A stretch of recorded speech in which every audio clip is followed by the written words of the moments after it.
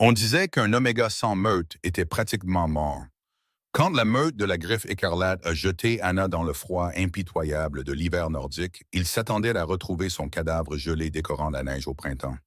Ils imaginaient les corbeaux picorant sa chair, les loups rongeant ses os, et la nature sauvage reprenant ce que la civilisation avait rejeté. Ils ont parié sur sa faiblesse, misé sur sa fragilité. Ils ont porté un toast à sa mort avec des coupes de vin qui coûtaient plus cher que ce que toute son existence n'avait jamais valu pour eux. Mais Anna n'est pas morte. Bon retour parmi nous, ma merveilleuse famille et de mes amis. Si vous êtes captivés et prêts à savourer cette histoire, cliquez sur s'abonner.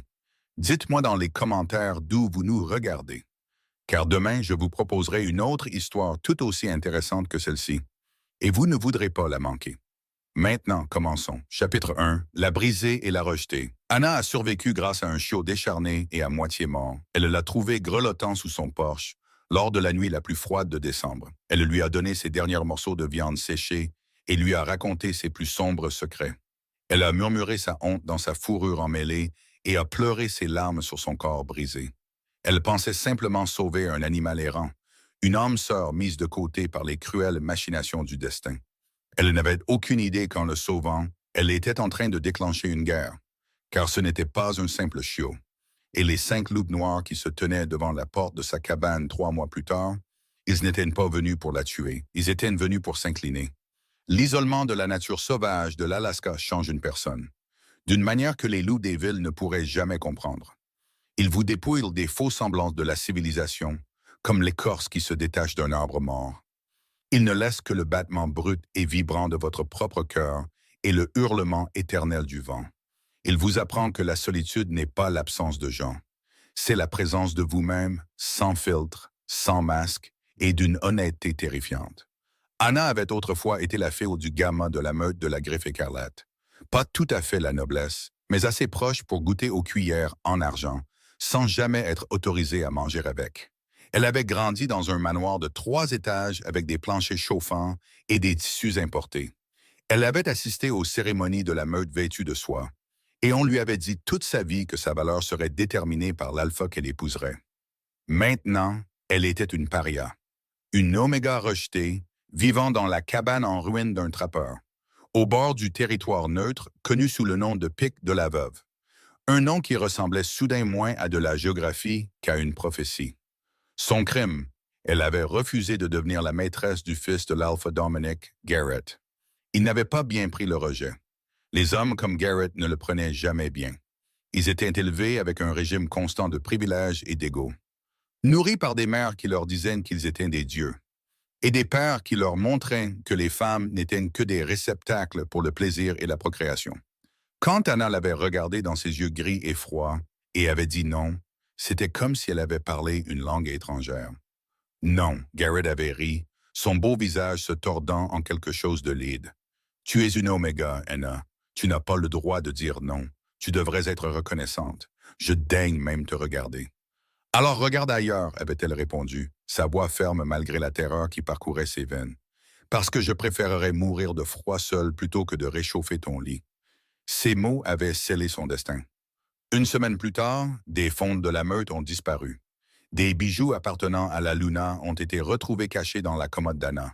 De faux documents sont apparus avec son écriture, l'impliquant dans un vol qu'elle n'avait jamais commis. Les preuves étaient accablantes, méticuleusement placées et terriblement efficaces.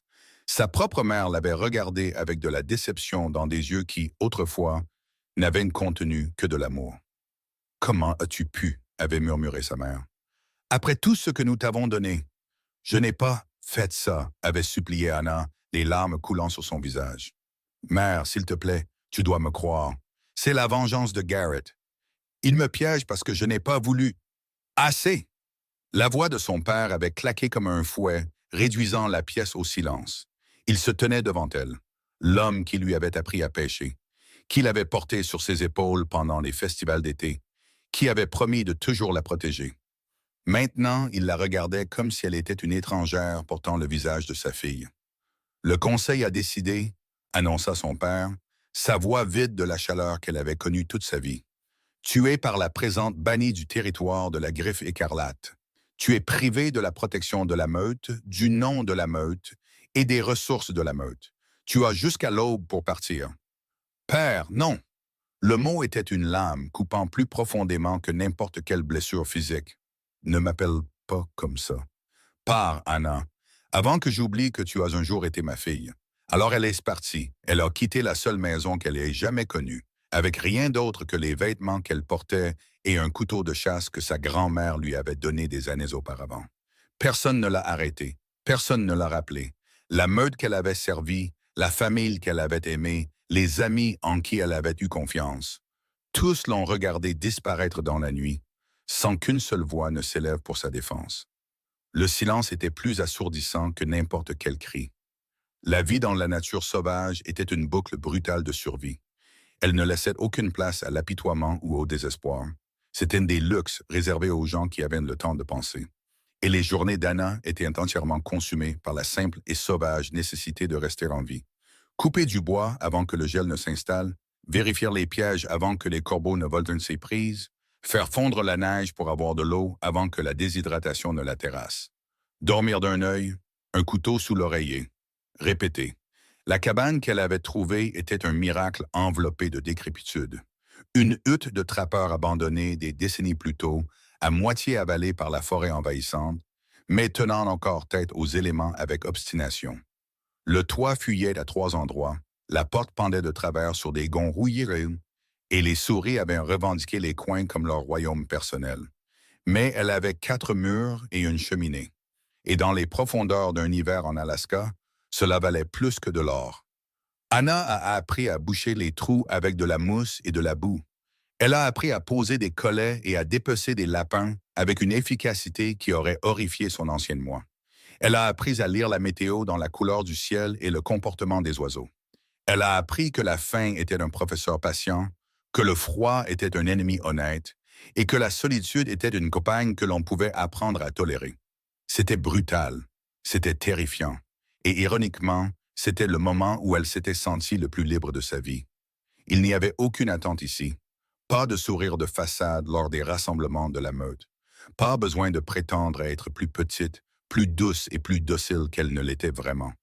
Pas besoin de marcher sur des œufs autour des égaux fragiles des loups qui mesuraient leur valeur à leur capacité à dominer les autres. Ici, elle n'était qu'Anna, une femme aux mains calleuses et aux cheveux sauvages, et avec un cœur qui refusait de cesser de battre, malgré toutes les raisons qu'il avait de le faire. La solitude était paisible, jusqu'au jour où elle l'a trouvée. C'était fin novembre, et le gel avait transformé le monde en un royaume de verre. Les arbres craquaient et gémissaient sous le poids de la glace. Le ruisseau était gelé, assez solide pour qu'on puisse le traverser à pied, mais Anna l'évitait quand même. La glace était traîtresse, et personne n'était là pour la sortir si elle tombait. Elle vérifiait un collet à lapin près de la lisière de la forêt de pins quand elle l'a entendu. Un gémissement, aigu et désespéré, à peine audible par-dessus le souffle plaintif du vent. C'était le son de la souffrance, d'un animal à bout de force, appelant avec son dernier souffle d'espoir avant de succomber à l'inévitable. Anna se figea, tendant l'oreille. Le son revint, plus faible cette fois, plus un pleurnichement qu'un cri. Contre tous les instincts de survie qu'elle avait développés au cours des 3 dernières années, elle le suivit. Le son la mena à une bûche creuse, à moitié enfouie dans la neige. Elle dut ramper à 4 pattes pour regarder à l'intérieur. Le froid mordait à travers ses gants et s'infiltrait jusqu'à ses os. À l'intérieur, recroquevillé en une boule serrée de fourrure boueuse et emmêlée, se trouvait un louveteau. Il était dans un état lamentable. Un désastre de sang, d'os et de chair respirant à peine.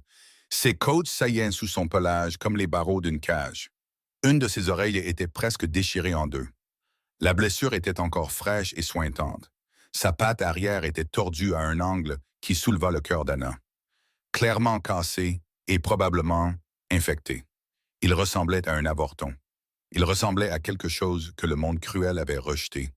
Il lui ressemblait, réalisa Anna avec un serrement de cœur douloureux, exactement comme elle. « Hé, petit gars », murmura-t-elle, sa voix douce et tendre, malgré le froid qui faisait claquer ses dents. « Tout va bien.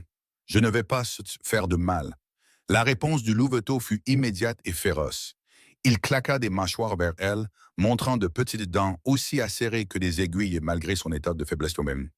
Ses yeux... Anna s'arrêta. Quelque chose remua dans sa mémoire. Ses yeux étaient d'une nuance surprenante de violet. Inhabituel, presque surnaturel. La couleur lui rappelait les ciels crépusculaires et la magie ancienne. Des histoires que sa grand-mère racontait sur les loups touchés par la déesse de la lune elle-même. Les métamorphes de haute lignée avaient parfois des couleurs d'yeux inhabituelles. Or, argent, le rare cramoisi du sang royal, mais violet. Anna repoussa cette pensée. Le louveteau ne sentait pas le métamorphe. Il n'y avait aucune trace d'âme humaine sous le mousque animal. Il sentait le pain, le sang séché et le chien mouillé. Juste un loup ordinaire, probablement abandonné par sa meute à cause de ses difformités. Cela arrivait plus souvent que les gens aimaient l'admettre. Dans le monde naturel, la faiblesse était une condamnation à mort. Et les meutes ne pouvaient pas se permettre de gaspiller des ressources pour des avortons qui ne contribueraient jamais à la chasse. La cruauté, pensa amèrement Anna, était la seule langue universelle. « Je te l'ai dit », murmura-t-elle en plongeant lentement la main dans sa poche. « Je ne vais pas te faire de mal. » Elle sortit une lanière de venaison séchée. C'était censé être son déjeuner, son seul repas jusqu'à ce qu'elle puisse vérifier ses pièges le lendemain. Mais en regardant les côtes creuses et les yeux désespérés du louveteau, elle ne put s'en soucier. Elle jeta la viande dans la bûche. Le louveteau la dévora en quelques secondes, mâchant à peine avant d'avaler. Puis il la regarda, ses yeux violets brillants d'intelligence, attendant la suite. « C'est tout ce que j'ai, mon grand, » soupira Anna. Désolée. Elle étudia sa patte cassée, son esprit parcourant les possibilités. La partie pratique de son cerveau, celle qui l'avait maintenue en vie pendant 3 ans dans cette nature impitoyable, lui murmurait de s'en aller. Le louveteau était trop blessé, trop faible. Essayer de le sauver drainerait des ressources qu'elle ne pouvait pas se permettre de gaspiller. C'était interférer avec la nature, et la nature n'appréciait pas les interférences. Mais l'autre partie de son cerveau, celle qui se souvenait d'avoir été regardée avec dégoût par son propre père, celle qui se souvenait d'être partie dans la nature avec rien d'autre qu'un couteau et un cœur brisé, ne pouvait pas l'abandonner. Parce qu'en le regardant, brisée, rejetée et seule, elle se voyait elle-même. « Tu ne passeras pas la nuit ici dehors, dit-il doucement, autant pour elle que pour lui. La température va chuter en dessous de moins 30 degrés et tu es déjà à moitié gelé. » Le louveteau grogna, un son pitoyable qui tenait plus de la bravade que de la menace. Anna prit sa décision. Elle déroula l'écharpe de son cou, une chose élimée qui avait été bordeaux mais qui s'était décolorée en une couleur proche de la rouille, et tendit prudemment la main dans la bûche. Le louveteau claqua des mâchoires et gronda, mais il était trop faible pour opposer une véritable résistance. Elle l'enveloppa aussi doucement que possible, en faisant attention à sa patte blessée, et le sortit de sa prison de glace. Il était plus léger qu'elle ne s'y attendait. Rien que des os, de la fourrure et une volonté tenace. « Tout va bien, » murmura-t-elle contre sa tête emmêlée en le glissant dans son manteau. « Je te tiens. Nous, les rejetés, on doit se serrer les coudes, pas vrai? » Le louveteau cessa de se débattre. Que ce soit par épuisement ou par une reconnaissance primale de sécurité, elle ne pouvait le dire. Mais alors qu'elle entamait le chemin du retour vers sa cabane, elle sentit son petit cœur battre contre sa poitrine. Rapide et effrayé, mais vivant. Toujours vivant. Contre toute attente, il était toujours vivant, tout comme elle. Elle l'appela Ash. Cela semblait approprié. Son plage, une fois qu'elle l'eut nettoyé, était d'un étrange gris argenté qui lui rappelait la cendre laissée après un feu. Et comme la cendre, il avait émergé de la destruction, transformé peut-être, mais pas détruit. La première semaine fut critique. Anna lui fit une attelle pour la pâte avec des bâtons et des bandes d'une vieille chemise en flanelle qu'elle ne pouvait de toute façon plus porter. Elle nettoya ses blessures avec de la neige fondue et appliqua des cataplasmes faits d'herbe qu'elle avait appris à identifier pendant ses années d'isolement. Elle le nourrit de bouillon fait avec les os de ses prises. Et quand il fut assez fort pour manger de la nourriture solide, elle partagea ses propres maigres portions sans se plaindre. Elle lui parlait constamment. Au début, c'était pratique, un commentaire continu sur ce qu'elle faisait. « Je vais vérifier ta pâte maintenant, alors ne me mords pas. » Ou des explications sur les bruits extérieurs. « Ce n'est que le vent, pas un prédateur, alors calme-toi. » Mais les jours se transformant en semaines, la conversation devint quelque chose de plus. Elle lui parla de sa meute, de sa mère, qui faisait les meilleurs gâteaux au miel du territoire, et qui avait regardé Anna avec une telle déception ce jour-là. De son père qui lui avait appris à pister le cerf quand elle était à peine assez grande pour marcher. De son jeune frère Micah, qu'elle espérait voir grandir, grand et fort, et dont elle priait qu'il ne croie pas les mensonges qu'on avait racontés sur elle. Elle lui parla de Garrett. Il pensait que je lui appartenais, confessa-t-elle un soir, alors qu'Ash rongeait un os de cerf près du feu. Sa patte guérissait plus vite qu'elle ne l'avait prévu. Anormalement vite, en fait. Mais elle ne s'attarda pas là-dessus, parce qu'il était le fils du futur alpha. Il pensait que chaque oméga de la meute était à sa disposition. Et quand j'ai dit non, sa voix s'éteignit, le regard perdu dans les flammes. Ils l'ont cru, lui, plutôt que moi, ma propre famille. Son rire était amer, creux. Je suppose que ça vous dit tout ce qu'il y a à savoir sur l'importance que j'avais. Ash arrêta de mâcher. Il leva les yeux vers elle, ses yeux violets impassibles, et laissa échapper un petit souffle qui semblait presque compatissant. Anna sourit malgré elle, se penchant pour le gratter derrière les oreilles. Tu comprends, n'est-ce pas? Être jeté comme un déchet, être considéré comme sans valeur. Elle soupira. Mais regarde-nous maintenant. Toujours en vie, toujours en train de nous battre. Ça doit bien compter pour quelque chose. Ash boitilla jusqu'à elle.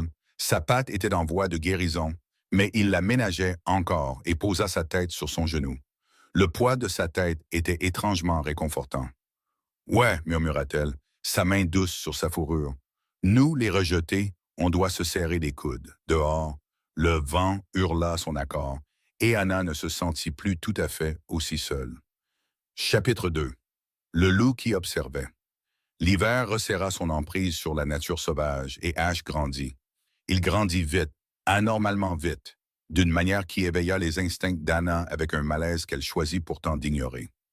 En décembre, sa patte était complètement guérie, la fracture se réparant à une vitesse qui défiait tout ce qu'elle savait de la physiologie animale. En janvier, il avait la taille d'un loup des bois adulte. Son pelage autrefois emmêlé était maintenant épais et lustré, scintillant de ce gris argenté étrange qui captait la lumière du feu comme des rayons de lune sur l'eau. Il était magnifique et il était étrange. Anna remarqua les bizarreries par petites touches au début. Il n'aboyait jamais, pas une seule fois de toutes les semaines où elle l'avait connu.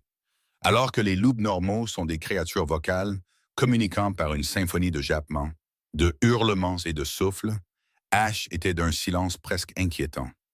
Il grognait lorsqu'il était menacé et gémissait quand il voulait de l'attention, mais les sons étaient mesurés, délibérés, presque calculés. Il ne marquait jamais son territoire. N'importe quel loup normal aurait revendiqué la zone autour de la cabane en quelques jours, laissant son odeur sur les arbres et les rochers pour avertir les rivaux. Mais Ash semblait totalement désintéressé par de tels comportements primaires, comme si ces comportements étaient en quelque sorte indignes de lui. Et cette surveillance, mon Dieu, cette surveillance. Anna se réveillait au cœur de la nuit, tirée de son sommeil par un instinct qu'elle ne pouvait nommer, pour trouver Ash assis, droit comme un i, près de la fenêtre.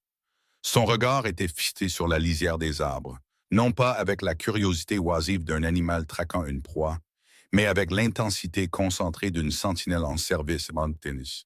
Ses oreilles étaient dressées, ses muscles tendus, chaque ligne de son corps rayonnant de vigilance. Il ne guettait pas les écureuils. Il montait de la garde. Anna se disait que c'était juste son imagination. L'isolement lui jouait des tours, lui faisant voir des schémas là où il n'y en avait pas. Ash n'était qu'un loup, un loup particulièrement intelligent et inhabituellement beau, mais un loup néanmoins. Il n'y avait rien de surnaturel en lui. Et pourtant, quand elle lui parlait, il semblait comprendre véritablement les nuances, les implications, les non-dits sous les mots. Ses yeux suivaient son visage avec une attention qui semblait presque humaine. Il réagissait aux blagues avec des souffles qui ressemblaient à des rires étouffés. Il se pressait contre ses jambes quand elle pleurait, comme pour offrir du réconfort. Ce n'était probablement rien. Ça devait n'être rien. Garrett était un monstre, dit Anna un soir, alors que le froid glacial de février secouait les murs de la cabane. Elle réparait d'une déchirure dans son manteau, les doigts raides malgré la chaleur du feu, tandis qu'Ash était couché à ses pieds comme un grand gardien d'argent. Pas le genre qu'on peut voir sans crocs ni griffes, ni méchanceté évidente. C'était le pire genre de monstre, le genre qui sourit en vous détruisant. Elle s'arrêta, l'aiguille suspendue en plein point, perdue dans des souvenirs qu'elle gardait habituellement sous clé. Il avait cette façon de faire croire à tout le monde qu'il était charmant, généreux, le futur alpha parfait. Mais j'ai vu sous le masque. Sa voix se durcit. J'ai vu comment il regardait les omégas quand personne d'autre ne regardait. Comme si nous étions des proies, comme si nous étions un divertissement. Les oreilles d'Ash se plaquèrent contre son crâne, un grondement sourd montant de sa poitrine. Quand je l'ai rejeté, il n'a pas pu le comprendre. Je veux dire, vraiment, il ne pouvait pas comprendre. Dans son esprit, j'aurais dû être reconnaissante de son attention. Une simple file de gamma choisie par l'héritier de l'alpha. J'aurais dû tomber à ses pieds en pleurant de joie. Elle rit, mais il n'y avait aucune gaieté dans son rire. Au lieu de ça, je lui ai dit que je préférais mourir de froid seul. Et vous savez quel est le pire? Elle baissa les yeux vers Ash, qui rencontra son regard avec ses yeux incroyablement violets. Le pire, c'est ce qu'il a probablement déjà oublié que j'existe. Pour lui, détruire ma vie était un inconvénient mineur, une brève irritation. Il est probablement passé à sa prochaine victime sans jamais perdre une minute de sommeil. Elle termina le point et coupa le fil avec ses dents. Mais moi, j'y pense tous les jours. Je porte ce qu'il a fait avec moi comme une pierre dans ma poitrine. Et lui y vit sans conséquence. Elle secoua la tête. C'est ça le truc avec le pouvoir, Ash. Il ne te permet pas seulement de faire des choses terribles, il te permet d'oublier que tu les as faites. Ash se leva de sa place près du feu et trottina jusqu'à elle. Il était immense maintenant. Sa tête atteignait son épaule quand elle était assise, mais ses mouvements étaient doux alors qu'il lui donnait un coup de museau froid dans la main. Je sais, soupira Anna en le grattant derrière les oreilles. M'apitoyer sur mon sort ne changera rien, mais parfois ça fait du bien de le dire à voix haute, tu sais, d'avoir quelqu'un qui écoute, même s'il ne peut pas répondre. Tu sais bien écouter, lui dit-elle, mieux que n'importe quel thérapeute, et tu travailles pour des restes de table, ce qui est nettement plus abordable. Il laissa échapper cet étrange son semblable à un rire et posa sa tête massive sur ses genoux. Anna sourit, sa main se déplaçant rythmiquement dans sa fourrure. Qu'est-ce que je ferais sans toi, hein? Tu es la seule chose qui me permet de garder la raison ici.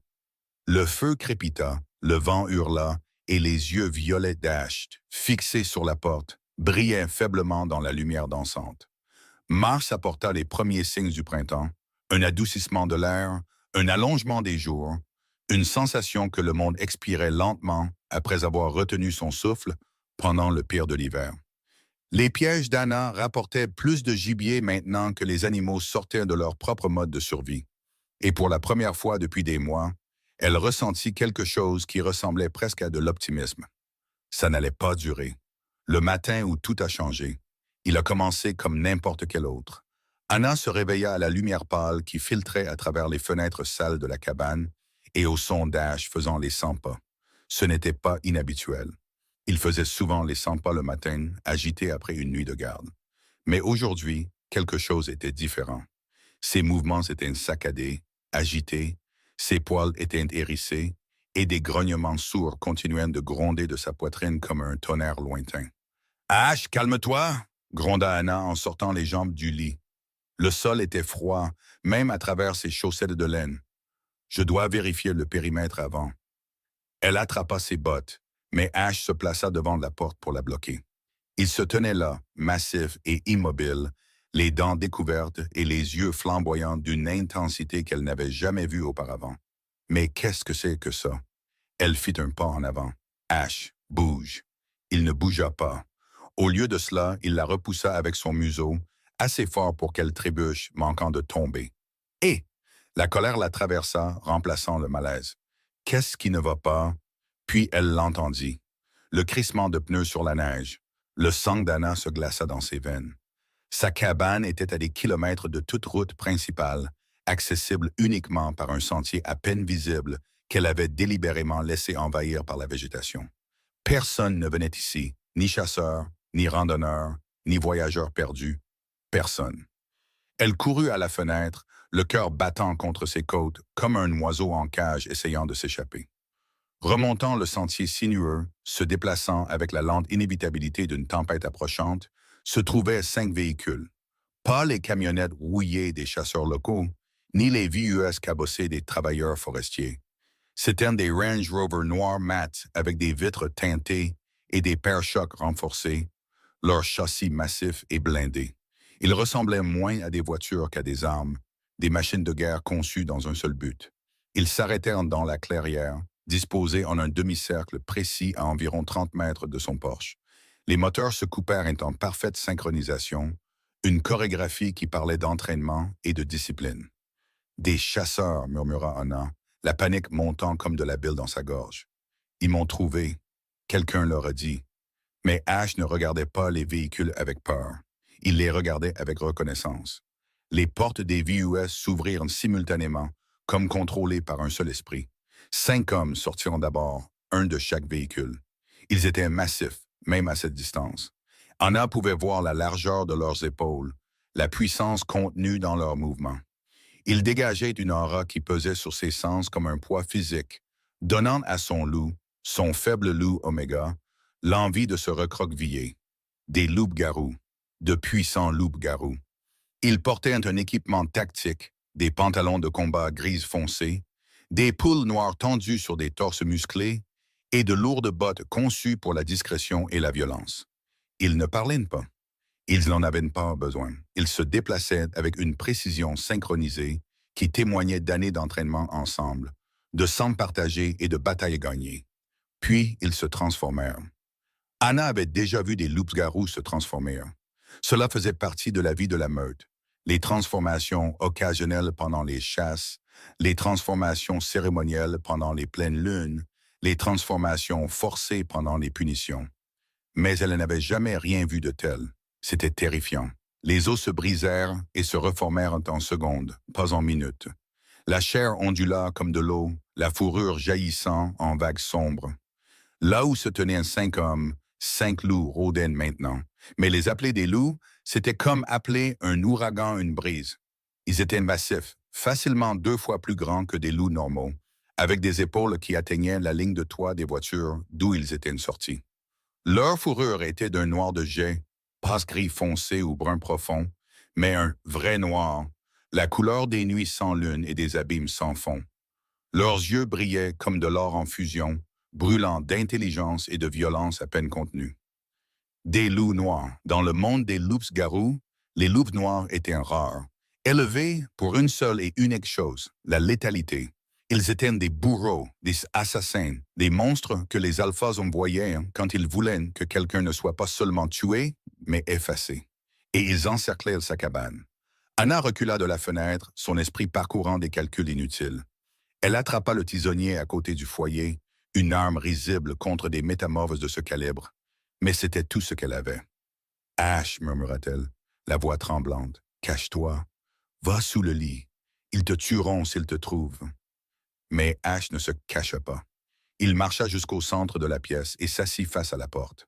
Sa posture était royale, la tête haute, sa fourrure gris argenté brillant dans la lumière pâle. Il ressemblait à un roi sur un trône, attendant ses sujets. « Qu'est-ce que tu... » Une lourde patte frappa la porte d'entrée, faisant trembler toute la cabane. « Ouvre la porte, femme. » Une voix tonna de l'extérieur. Ce n'était pas le grognement d'un loup. L'un d'eux s'était retransformé. « Nous savons que tu l'as. Livre-nous l'atout et ta mort sera sans douleur. Résiste et nous réduirons cette cabane en cendres. À tout. » Anna regarda Ash. Ash la regarda en retour, ses yeux violets calmes, presque désolés. Quelque chose se débloqua dans l'esprit d'Anna, les pièces d'un puzzle qu'elle n'avait pas réalisé qu'elle assemblait. La couleur inhabituelle des yeux, la guérison surnaturelle, l'intelligence quasi humaine, la façon dont il avait observé la lisière des arbres chaque nuit. Non pas comme une proie attendant des prédateurs, mais comme un soldat attendant des ennemis. « Qui es-tu » souffla-t-elle. Ash ne répondit pas. Il ne pouvait pas répondre. Mais la vérité s'abattait sur elle comme un linceul. Le louveteau qu'elle avait trouvé, le compagnon qu'elle avait soigné, l'ami à qui elle avait confié ses secrets. Il n'était pas juste un loup. Il n'avait jamais été juste un loup. « Je m'en fiche », dit-elle soudainement, se surprenant elle-même. Sa prise se resserra sur le tisonnier et quelque chose de chaud et de féroce s'enflamma dans sa poitrine. « Je me fiche de ce que tu es ou de qui ils veulent. Je t'ai sauvé. Je t'ai nourri. Tu es à moi maintenant. Elle marcha vers la porte. Anna, attends. Mais elle avait déjà tiré le verrou, déjà ouvert la porte, montant déjà sur le porche pour affronter sa mort avec la même obstination qui l'avait maintenue en vie dans la nature. L'air froid la frappa comme un mur. Devant elle se tenait un homme qui semblait avoir été taillé dans le granit. Il était torse nu malgré la température glaciale, de la vapeur s'élevant de sa peau pâle. Son visage était beau d'une manière cruelle. Des pommettes saillantes, une mâchoire qui pourrait couper du verre, et des yeux de la couleur de l'or liquide. Derrière lui, les 5 énormes loups noirs grondaient, leurs mâchoires claquant, leurs muscles tendus pour bondir. « Où est-il » exigea l'homme. « Il n'y a personne ici à part moi et un chien errant » mentit Anna, se plantant dans l'embrasure de la porte. « Je ne sais pas qui vous cherchez, mais vous avez fait une erreur. » Les yeux de l'homme se plissèrent. « N'insulte pas mon intelligence et Oméga. Le sort de pistage nous a menés ici. Nous savons que la cible est dans cette cabane. Alors votre magie est défectueuse. » L'homme s'avança, sa main se levant comme pour la frapper. « Ne la touche pas. » La voix venait de derrière Anna. Elle n'appartenait pas à l'homme sur le porche. Elle n'appartenait à aucun des loups. C'était une voix qu'Anna n'avait jamais entendue auparavant, et pourtant elle résonnait dans ses os, vibrant à travers sa moelle comme le son profond d'une cloche ancienne. C'était la voix du commandement, profonde, résonnante, et empreinte d'un pouvoir absolu et incontestable. Anna se figea. L'homme sur le porche se figea. Les 5 loups noirs cessèrent de grogner, leurs yeux dorés s'écarquillèrent. D'un seul mouvement, ils baissèrent leur tête massive vers la neige. Lentement, Anna se retourna. Ash avait disparu. Au centre de son salon se tenait un homme. Chapitre 3. Le mangeur de loups. Il était grand, plus grand que le bourreau sur le porche, plus grand que n'importe quel homme qu'Anna ait jamais vu. Son corps était mince mais puissant. Chaque centimètre de peau exposée était une carte de muscles saillants et de vieilles cicatrices. Ses cheveux étaient du même gris argenté que la fourrure d'Ash, tombant en vagues désordonnées sur son front. Il était nu, sa pudeur couverte seulement par les ombres projetées par le feu mourant. Mais ce furent ses yeux qui arrêtèrent le cœur d'Anna. Violettes, d'un violet profond et tourbillonnant, la couleur des ciels crépusculaires et de la magie ancienne, des histoires murmurées par les grands-mères et des légendes qui marchaient parmi les hommes. Les mêmes yeux violets qui l'avaient regardé avec gratitude quand elle avait partagé sa maigre nourriture. Les mêmes yeux violets qui l'avaient regardé pleurer dans l'obscurité et qui avaient semblé comprendre chaque mot qu'elle prononçait. L'homme qui avait été son chien pendant 3 mois regarda les soldats terrifiants dehors, puis baissa les yeux vers elle. « Bonjour, Anna », dit-il doucement. Sa voix était du velours sur de l'acier, douce et terrifiante à la fois. « Je suis désolé. Je te l'aurais dit plus tôt si j'avais pu. » Elle ne pouvait pas parler. Son cerveau essayait de traiter la géométrie impossible de la situation, essayant de réconcilier le louveteau brisé qu'elle avait bercé contre sa poitrine avec la figure divine qui se tenait devant elle. Il passa devant elle, montant sur le porche. Le froid ne semblait pas l'affecter plus qu'il n'avait affecté Ash. Le bourreau sur le porche, ce guerrier massif et terrifiant qui avait menacé de la brûler vive, tomba immédiatement à genoux. Son front toucha presque le bois glacé alors qu'il s'inclinait. « Seigneur Callan » s'étrangla l'homme. « Nous ne savions pas. Le sort de pistage a seulement montré votre emplacement. Nous pensions que vous étiez retenu captif. Nous pensions... » Derrière lui, les 5 loups noirs n'étaient plus debout.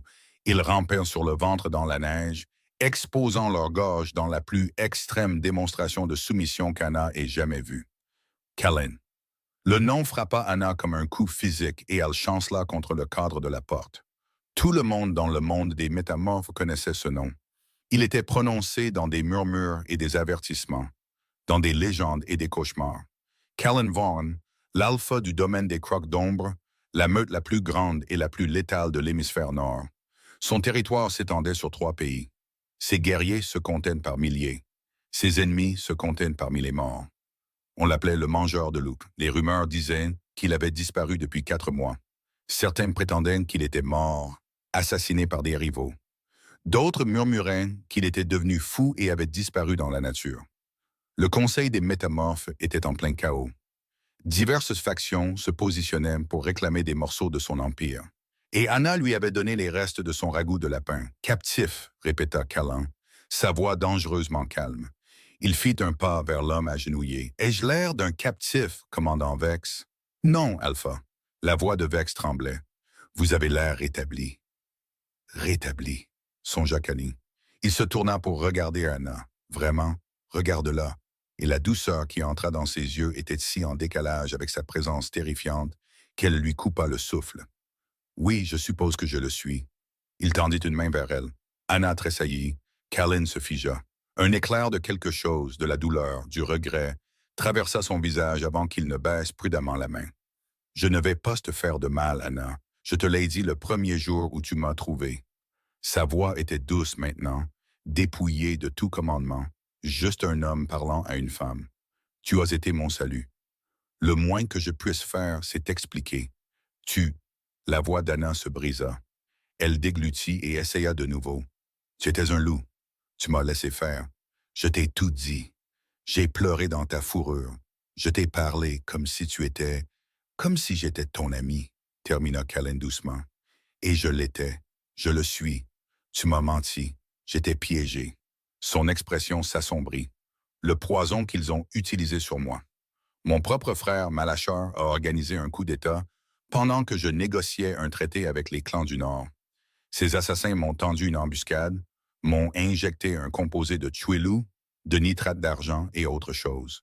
Quelque chose d'ancien et de vil. Il m'a bloqué dans ma forme de loup, a coupé ma connexion à ma forme humaine. J'étais en train de mourir, Anna. Mon loup s'éteignait. Il fit un pas de plus. La chaleur qui émanait de son corps était immense, comme se tenir à côté d'un four. J'ai fui. Je ne sais pas jusqu'où j'ai couru ni pendant combien de temps. Je savais juste que je devais m'échapper, que je devais trouver un endroit sûr pour mourir. Et puis j'ai trouvé ta cabane. Sa voix s'adoucit. Je t'ai trouvé. Anna secoua la tête, essayant de comprendre. Mais comment, si tu étais piégé? Tu m'as nourri. Les yeux de Callan ne quittaient pas les siens. Tu as guéri mon corps quand il était brisé. Tu m'as parlé, tu as partagé ta douleur avec moi. Tu m'as fait me sentir moins seul. Et ton odeur, il ferma brièvement les yeux comme pour savourer un souvenir. Ton odeur m'a ancré. Elle a appelé quelque chose au plus profond de mon loup, quelque chose qui refusait de lâcher prise. Chaque fois que je sentais que je glissais, je respirais ton odeur et cela me ramenait. Mon odeur. La confusion d'Anna laissait place à autre chose. Quelque chose qui faisait battre son cœur d'une manière qui n'avait rien à voir avec la peur. Callan ouvrit les yeux. Dans leur profondeur violette, elle vit quelque chose de brut et de vulnérable. Une émotion que l'alpha le plus puissant de l'hémisphère n'avait aucune raison de montrer. Tu es ma compagne, Anna. Les mots restèrent suspendus dans l'air comme les séquelles d'un coup de tonnerre. C'est... Anna secoua violemment la tête. C'est impossible. Je suis une oméga bannie. Je ne peux pas être. Le lien ne se soucie pas du rang. La voix de Callan était ferme mais douce. Il ne se soucie pas de la politique, de la loi de la meute ou de ce qu'on t'a dit que tu valais. Tu es ma compagne. Mon loup t'a reconnu avant même que je sache ce qui se passait. Tu m'as ramené du bord de la mort avec rien d'autre que de la gentillesse et des restes de nourriture. Il se tourna vers les soldats qui étaient toujours figés dans leur position de soumission. La douceur disparut de son visage comme si elle n'avait jamais existé. « Donnez-moi un manteau », ordonna-t-il. Le commandant Vex se releva précipitamment et retira sa veste tactique, la lui tendant les yeux baissés. Callan l'enfila. Elle était ridiculement serrée sur ses épaules. Il se retourna vers Anna.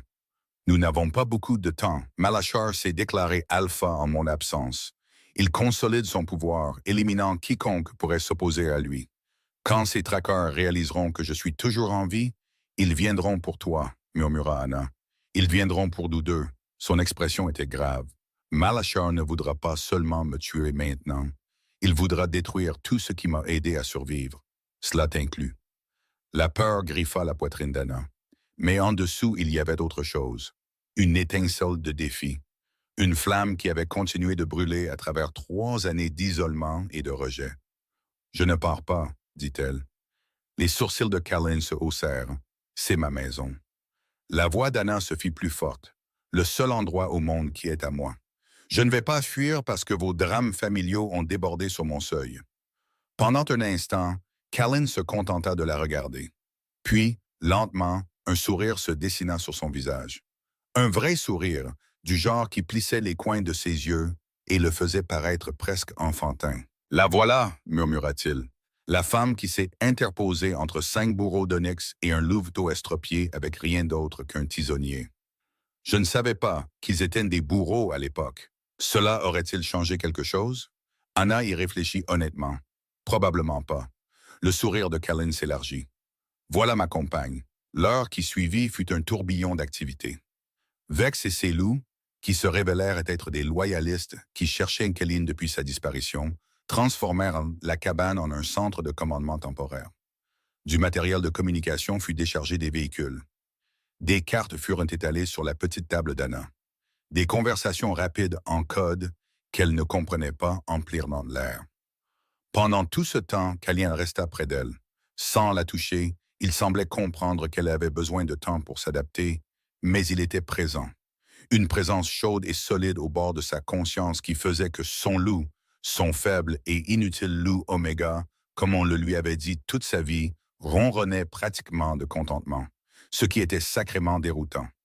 Le sommet a lieu dans 3 jours, rapporta Vex, pointant un endroit sur la carte.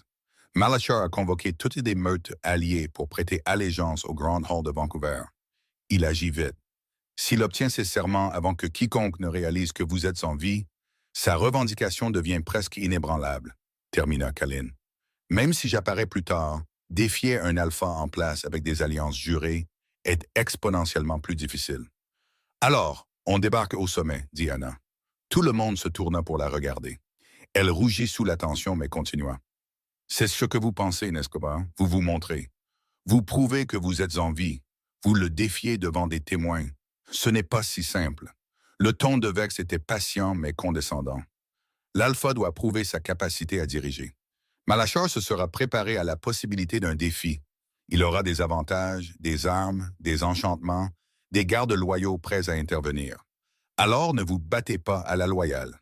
Callan se pencha en avant, l'intérêt brillant dans ses yeux. Continue. Anna prit une profonde inspiration. Elle était complètement dépassée, une Oméga exilée donnant des leçons de stratégie à des commandants militaires. Mais elle avait passé 3 ans à survivre dans la nature. Et si cela lui avait appris quelque chose, c'est que les règles n'étaient que des suggestions. Malachar a essayé de tuer son propre frère, dit-elle. C'est le pire crime dans la loi de la meute, n'est-ce pas? Le fratricide. C'est exact, confirma Callan. Alors le but ne devrait pas être de le battre dans un combat. Le but devrait être de prouver son crime devant les meutes alliées, retourner ses partisans contre lui avant que le moindre coup ne soit porté. Faire en sorte que vous combattre devienne combattre la justice elle-même. Le silence tomba sur la pièce. Vex regarda Callan avec une expression qu'Anna ne put déchiffrer. Alpha, l'Oméga a raison. Je sais, dit doucement Callan. Il regardait Anna avec quelque chose qui réchauffait sa peau. Elle a raison depuis le jour où elle a décidé qu'un loup mourant valait la peine d'être sauvé. Il se leva, sa carrure massive commandant l'attention de tous dans la pièce. Les véhicules dans lesquels vous êtes venus, ils ont du matériel d'enregistrement? Oui. Protocole standard pour les missions d'exécution. Vex hocha lentement la tête. Pour vérifier les éliminations pour les clients. Récupérer les enregistrements. Trouver le moment où les ordres de Malachar de me tuer ont été confirmés. Nous le diffuserons au sommet. Une vague d'énergie parcourut la pièce. Vex sourit, un sourire de prédateur qui fit frissonner les instincts d'Anna. Ce serait accablant, Alpha. Une preuve irréfutable de fratricide. Alors faisons-le. Le regard de Callan balaya la pièce. Nous partons à l'aube. Anna, je viens avec vous. Il marqua une pause. Ce sera dangereux. Rester seul ici serait plus dangereux. Si Malachar découvre que vous êtes en vie, il enverra plus de 5 loups la prochaine fois. Au moins avec vous, j'ai une protection. Tu as plus que ça. La voix de Callan baissa, devenant intime malgré l'audience. Tu as ma meute, mon nom, mon tout. Le cœur d'Anna s'emballa. Je n'ai pas accepté de... Je sais. Il leva une main. Je ne te demande pas ta réponse maintenant. Mais sache ceci, Anna. Je pensais ce que j'ai dit. Tu es ma compagne. Que tu acceptes le lien ou non, je te protégerai de ma vie. Il se tourna vers ses commandants, donnant déjà des ordres, planifiant déjà la guerre qui allait commencer. Mais Anna ne pouvait s'empêcher de fixer la cicatrice argentée tourbillonnante sur son cou. Une marque de compagnon, réalisa-t-elle. Il portait déjà une marque et elle ne l'avait jamais remarqué sur Ash à cause de sa fourrure. Une marque qui, si les histoires de sa grand-mère étaient vraies, n'apparaîtrait que lorsqu'un alpha trouverait sa véritable compagne. Une marque qui correspondait à l'étrange picotement qu'elle sentait sur son propre cou depuis le moment où elle avait vu sa forme humaine passer pour Hampton. Oh, pensa-t-elle, sa main montant inconsciemment à sa gorge. Oh non. Chapitre 4. La Luna des Crocs d'ombre. Le convoi filait dans la nuit, avalant les kilomètres entre la cabane d'Anna dans la nature et les tours étincelantes de Vancouver. Anna était assise à l'arrière du VUS de tête, regardant le paysage défiler, essayant de digérer le fait que sa vie avait été complètement bouleversée en l'espace d'une seule journée. Callan était assis à côté d'elle. Sans la toucher, il était scrupuleusement prudent à ce sujet, mais assez près pour qu'elle puisse sentir la chaleur qui émanait de son corps. Sa présence était à la fois réconfortante et écrasante, comme se tenir dans un rayon de soleil qui menaçait de brûler. « Tes pensées sont très bruyantes, dit-il, rompant le silence qui s'était installé entre eux. Anna renifla. « Désolé, j'essaie juste de digérer le fait que j'ai parlé comme à un bébé à un alpha suprême pendant 3 mois. Chaque fois que tu chassais les boules de neige ou que tu me laissais te gratter le ventre, tu étais pleinement conscient et complètement lucide. » Callan eut la décence d'avoir l'air légèrement embarrassé. Les gratouilles sur le ventre étaient très apaisantes. Oh mon Dieu, et tu as une excellente technique pour gratter les oreilles. Très minutieuse. Je vais mourir de honte. Non, tu ne vas pas mourir. Sa voix s'adoucit. Tu vas vivre une vie longue et glorieuse, Anna. Je vais m'en assurer. Elle secoua la tête, luttant toujours pour fusionner le louveteau qu'elle avait aimé avec l'alpha terrifiant à ses côtés. Je t'ai tout dit. Chaque secret honteux, chaque souvenir douloureux. J'ai pleuré dans ta fourrure, et j'ai chéri chaque mot. Le regard de Callan était intense. J'ai compris chaque confession, chaque larme. Je sais comment ton père t'a regardé quand il t'a banni. Je sais que tu chantes faux quand tu fais la vaisselle, mais juste quand tu penses que personne n'écoute. Je sais que tu rêves de voir l'océan. Les yeux d'Anna la piquèrent. Elle avait dit tout ça, vidé son cœur à ce qu'elle pensait être un animal mourant, sans jamais s'attendre à ce que ses secrets soient entendus et retenus. « Je sais aussi, continua Callan doucement, que tu m'as dit que tu n'étais pas aimable, que tu étais brisé, que tu méritais ce qui t'était arrivé. » Elle détourna le regard. « Tu avais tort. » Sa main se déplaça lentement, délibérément, lui donnant le temps de se retirer et recouvrit la sienne. « Tu m'as sauvé, Anna. Pas seulement mon corps, mais mon âme. Quand j'étais piégé dans cette obscurité, incapable de parler, incapable de me transformer, ta voix était la seule lumière que j'avais. Ta gentillesse était la seule chaleur. Si c'est ça être brisé, alors le monde a besoin de plus de gens brisés. » Anna cligna rapidement des yeux, refusant de pleurer. « Tu ne peux pas simplement dire des choses comme ça. » « Pourquoi pas? Parce que je suis une oméga, une rejetée. Je ne suis personne. Tu es ma compagne. » Ses doigts se resserrèrent sur les siens. « Tu es la femme qui a maintenu en vie un alpha suprême avec des restes de lapins et des berceuses. Tu es la personne qui s'est interposée entre des escouades de la mort et un louveteau estropié sans broncher. Tu es tout, sauf personne. » Pendant un long moment, Anna ne parla pas. Les mots s'installèrent dans sa poitrine, réchauffant des endroits qui étaient froids depuis des années. « Tu es extrêmement manipulateur, tu sais ça, » dit-elle finalement. Mais il n'y avait pas de véritable colère dans sa voix. Utiliser la logique et la vulnérabilité émotionnelle pour gagner des disputes. Callan sourit de ce vrai sourire, celui qui plissait ses yeux. « J'ai appris en te regardant négocier avec les lapins dans tes pièges. » Très persuasif. Malgré tout, Anna rit. La planque de Vancouver était moins une maison qu'une forteresse déguisée en appartement de luxe. 40 étages au-dessus des rues de la ville, accessibles uniquement par un ascenseur privé qui nécessitait 3 scanners biométriques différents. C'était le genre de luxe qu'Anna n'avait vu que dans les magazines, mais elle eut à peine le temps d'apprécier les sols en marbre et les baies vitrées avant d'être emportée dans les préparatifs de guerre. Le sommet était dans 2 jours. Ils avaient des preuves de la trahison de Malachar, mais les présenter nécessiterait de naviguer dans une salle pleine de loups hostiles, dont n'importe lequel pourrait être dans la poche de Malachar. Les loyalistes de Callen étaient dispersés, ses forces épuisées par 4 mois d'attrition sans chef. Ils étaient des outsiders. Anna avait une certaine expérience dans ce domaine. La meute de la griffe écarlate sera là, rapporta Vex, lisant sur une tablette. Ils ont déjà prêté une allégeance préliminaire à Malachar. Le sang d'Anna se glaça. Griffe écarlate, son ancienne meute, son père, Garrett. Callen remarqua immédiatement sa réaction. Qu'est-ce qu'il y a? C'est, elle déglutit, c'est de la meute qui m'a banni. Une immobilité dangereuse s'empara de Callen. Ses yeux violets s'assombrirent. Ceux qui t'ont jeté dehors pour avoir refusé d'être utilisés. Sa voix était trop calme, trop contrôlée. Ceux qui ont préféré la parole d'un menteur à celle de leur propre fille. Oui, ils viennent prêter allégeance à mon frère, un muscle tressailli dans sa mâchoire. Intéressant. Anna, donne-moi les noms, dit-il, son regard toujours fixé sur un point au loin. Le fils de l'alpha qui t'a piégé, ton père, quiconque a été impliqué dans ton bannissement.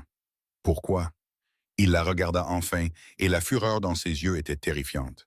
Parce que quand ce sera fini, ils apprendront ce qui arrive quand on fait du mal à ce qui m'appartient. Anna aurait dû avoir peur. Elle aurait dû reculer devant la violence nue de sa promesse. Au lieu de cela, elle sentit quelque chose de chaud se déployer dans sa poitrine, la sensation d'avoir quelqu'un de son côté pour la première fois de sa vie. Garrett Thornwell, dit-elle doucement. C'est lui qui a tout commencé, et mon père, Stephen Thornwell, a été celui qui a exécuté la sentence. Cullen hocha la tête une fois, enregistrant les noms. Ils regretteront de t'avoir connu. Je m'en assurerai. La nuit avant le sommet, Anna ne pouvait pas dormir. Elle se tenait sur le balcon de l'appartement, regardant la ville scintillante en contrebas. Le vent était froid, mais après 3 ans dans la nature sauvage de l'Alaska, il semblait presque doux. Les étoiles étaient mojetées par la pollution lumineuse, et elle se surprit à regretter la vaste canopée d'obscurité qui avait été son plafond pendant si longtemps. Tu devrais te reposer. Elle ne se retourna pas lorsque Callen la rejoignit sur le balcon. Elle avait su qu'il était là, avait senti sa présence à travers une connexion qui devenait de plus en plus difficile à ignorer. « Je n'arrive pas à dormir, dit-elle simplement. Le lien, demanda-t-il en venant se tenir à côté d'elle. Il peut être écrasant avant d'être complété. Je ne sais pas ce que c'est, elle s'enlaça. Je n'arrête pas de penser à demain, à les revoir. Mon père, Marcus, tous. Et si je me fige, et si je suis toujours cette pathétique Oméga qui ne pouvait même pas se défendre? Callen la tourna pour lui faire face, ses mains douces sur ses épaules. Tu as survécu 3 ans dans la nature la plus hostile du continent. Tu as maintenu en vie un alpha suprême, alors que 100 guerriers entraînés ne pouvaient pas le trouver. Tu t'es interposé entre 5 bourreaux d'onyx et un louveteau estropié parce que c'était de la bonne chose à faire. Sa voix était féroce. Tu n'es pas pathétique. Tu n'as jamais été pathétique. Ce sont eux qui étaient trop aveugles pour voir ta valeur. De belles paroles, des paroles vraies. Il lui releva le menton, la forçant à rencontrer son regard. « Me fais-tu confiance, Anna ?» La question aurait dû être risible. Elle connaissait sa forme humaine depuis moins de 2 jours. Il était un seigneur de guerre, un tueur, une légende faite de sang et de terreur. Mais elle avait connu Ash pendant 3 mois. Elle l'avait soigné, guéri et aimé. Et en regardant dans les yeux violets de Callen, elle vit la même âme, la même présence douce qui lui avait tenu compagnie pendant les longues nuits d'hiver. « Oui, murmura-t-elle, que Dieu me vienne en aide, oui. Alors crois-moi quand je te dis que demain, tu n'entreras pas dans ce sommet en tant qu'Oméga banni. Tu y entreras en tant que ma compagne, la Luna des crocs d'ombre, et quiconque t'a déjà fait du mal s'agenouillera ou brûlera. » Elle aurait dû argumenter, aurait dû lui rappeler qu'elle n'avait pas accepté de compléter le lien, n'avait pas accepté sa marque, n'était techniquement rien pour lui. Au lieu de ça, elle se hissa sur la pointe des pieds et l'embrassa. C'était censé être bref, un geste d'acceptation, de gratitude, des sentiments compliqués qu'elle ne pouvait pas mettre en mots. Mais au moment où leurs lèvres se touchèrent, quelque chose s'enflamma. La connexion entre eux s'embrassa comme un feu de forêt. Et soudain, elle se noya dans les sensations. Son goût, son odeur, le courant électrique du lien de compagnon, exigeant d'être complété. Callen gémit contre sa bouche, ses bras l'enlaçant, l'attirant contre sa poitrine. Il l'embrassa comme si elle était de l'oxygène et qu'il avait suffoqué pendant des années. Quand ils se séparèrent, enfin, tous deux haletants, ses yeux flambaient. « Anna! Marque-moi !» Il se figea complètement. « Quoi? Tu as dit que je devais être revendiqué par ta meute pour être protégé de la juridiction de la Griffe écarlate. » Sa voix était ferme malgré son cœur qui battait la chamade. « Tu as dit que j'entrerais là-bas en tant que ta Luna si je portais la marque des crocs d'ombre. Je l'ai dit, mais la marque est permanente, irrévocable.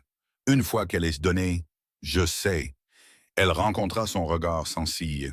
« J'en ai marre d'être seul, Colin. J'en ai marre d'avoir peur. Et j'en ai vraiment marre qu'on me dise que je ne suis pas digne d'amour. » Son souffle se coupa. « Anna, tu as passé 3 mois à écouter chacun de mes secrets.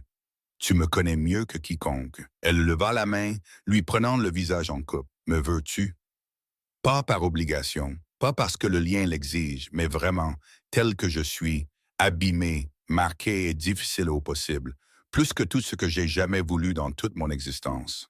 Sa voix était rauque. Dès l'instant où tu m'as enveloppé dans cette écharpe ridicule et que tu m'as dit que nous, les rejetés, devions nous serrer les coudes, j'étais perdu. Alors fais de moi la tienne et demain, nous les réduirons tous ensemble. Le contrôle de Callan se brisa. Le Grand Hall de Vancouver était un monument à la puissance des loups-garous, un complexe tentaculaire de marbre et de verre qui se dressait au bord de la baie comme un joyau de la couronne. Des milliers de loups de dizaines de meutes remplissaient la chambre principale caverneuse, leur tenue de cérémonie dissimulant mal la nature prédatrice qui se cachait en dessous. Au centre de tout cela, sur une estrade surélevée décorée des bannières du domaine des Crocs d'ombre, se tenait Malachar Vaughn. Il ressemblait à un reflet tordu de Callan. Des traits similaires, une carrure similaire, mais là où le pouvoir de Callan ressemblait à un soleil, Malachar ressemblait à un trou noir. Froid, dévorant, vide.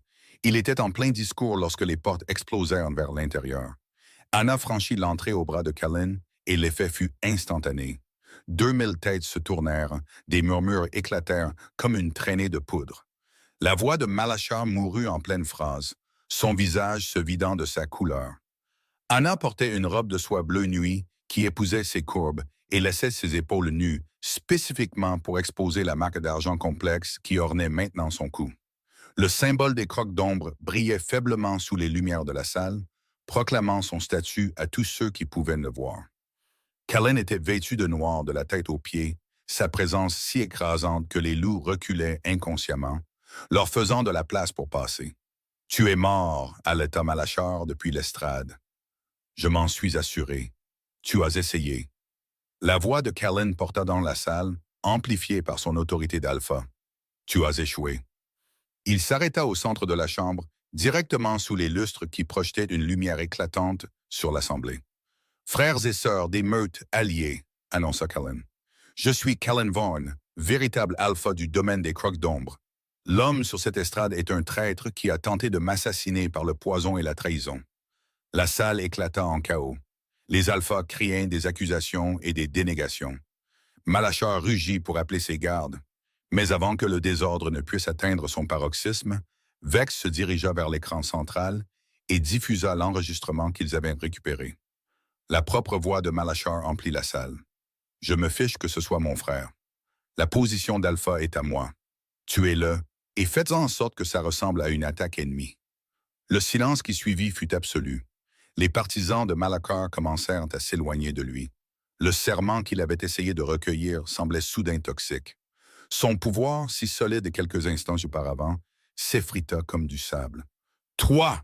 gronda Malachar, sa forme commençant à se transformer dans une rage désespérée. « Je vais te tuer moi-même. » Mais avant qu'il ne puisse achever sa transformation, Anna s'avança. L'Oméga qui avait été jeté comme un déchet, qui avait survécu de reste et de pure volonté, à qui on avait dit toute sa vie qu'elle ne valait rien. Elle s'avança devant un alpha en pleine charge, la tête haute. « Non, dit-elle, et sa voix n'était pas celle d'une Oméga. Elle résonnait d'un pouvoir emprunté, amplifié par le lien de compagnon, portant l'autorité de la Luna des Crocs d'ombre. Malachar se figea.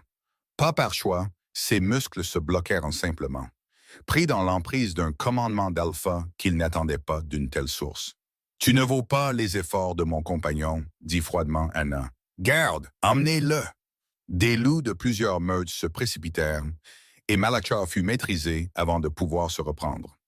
L'homme qui aurait été un usurpateur fut traîné en hurlant, son sort devant être déterminé par un tribunal des meutes qu'il avait tenté de tromper. Au premier rang de l'Assemblée, Anna vit du mouvement, des visages familiers pâlissant de reconnaissance. Son père, Garrett. Elle marcha vers eux, chaque pas délibéré. Derrière elle, elle sentit la présence de soutien de Kellen, prêt à intervenir si nécessaire, mais la laissant mener cette bataille elle-même. Son père se leva en tremblant, son visage un masque d'horreur. Anna, je ne... Tu es... Je suis la Luna des crocs d'ombre, dit-elle, et les mots semblaient être une armure. La meute que vous venez de me voir aider à reprendre. La meute qui va maintenant décider du sort de ceux qui ont soutenu Malachar. Nous ne savions pas. Vous vous en fichiez. La voix d'Anna se brisa sous le poids de 3 années de douleur refoulée. J'étais votre fille et vous m'avez jetée parce que l'ego d'un garçon gâté était plus important que la vérité.